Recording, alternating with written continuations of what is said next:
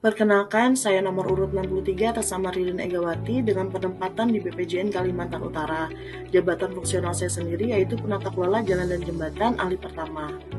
Langsung saja, untuk BPJN Kalimantan Utara sendiri ini berlokasi di Tanjung Selop dengan wilayah kerja Kalimantan Utara dan merupakan unit pelaksana teknis di Direktorat Jenderal Bina Marga. Untuk tujuan besar BPJN Kalimantan Utara sendiri akan dijelaskan oleh Kepala BPJN Kalimantan Utara Bapak Tribakti Mulyanto SMT melalui hasil wawancara berikut ini. Ya, selamat sore, Assalamualaikum warahmatullahi wabarakatuh. Saya Tribakti Mulyanto selaku Kepala Balai Pelaksanaan Jalan Nasional Kalimantan Utara. Nah, untuk PR terberat dari PJN Kaltara, karena jalan perbatasan ini merupakan jalan yang belum semuanya tembus akses, kemudian juga merupakan jalan daerah yang remote area, sehingga mobilisasi atau konektivitas menuju ke area kerja itu sangat susah.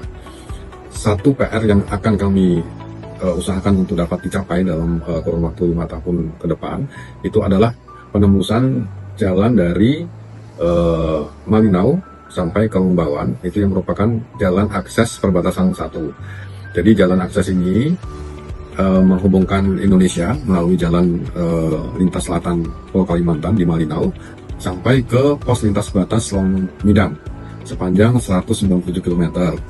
Nah, saat ini jalan sudah tembus, namun saja ada 2 jembatan yang belum terbangun, sehingga konektivitasnya masih belum dapat tercapai apabila pada saat air tinggi atau air banjir. Nah, hal ini yang menyebabkan mendorong BPJN Kaltara untuk berimprovisasi bagaimana caranya supaya jalan akses perbatasan 1 ini bisa segera ditembuskan. Mungkin demikian, terima kasih. Ini merupakan struktur organisasi BPJN Kalimantan Utara tahun anggaran 2025 di mana penempatan saya pada seksi pembangunan jalan dan jembatan.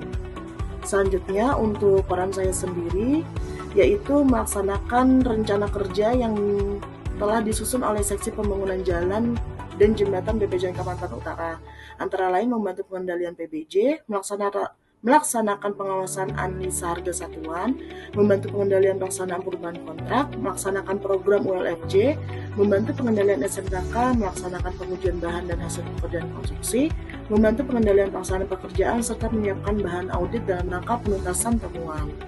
Untuk layanan yang dapat saya hadirkan yaitu menghadirkan data yang akurat, mendukung administrasi digital, membantu monitoring pembangunan jalan jembatan, memperlancar komunikasi internal, serta menjaga transparansi melalui arsip dan laporan yang rapi. Kemudian menurut saya standar layanan yang harus dicapai antara lain ketepatan waktu, ketepatan data dan informasi, pengarsipan dokumen fisik dan digital, memastikan koordinasi antar pihak terjalin dengan baik, mampu menggunakan aplikasi yang ditetapkan di Kementerian PU, serta bersedia meningkatkan kompetensi.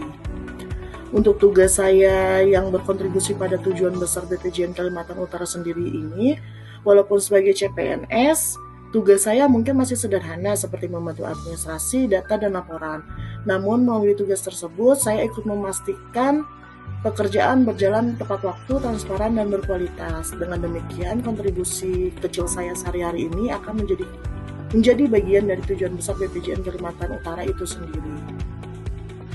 Ini merupakan refleksi diri di mana ciri Smart ASN yang sudah saya jalankan antara lain berorientasi pelayanan, melek digital, integritas dan tanggung jawab, kolaboratif, serta adaptif dan terbuka.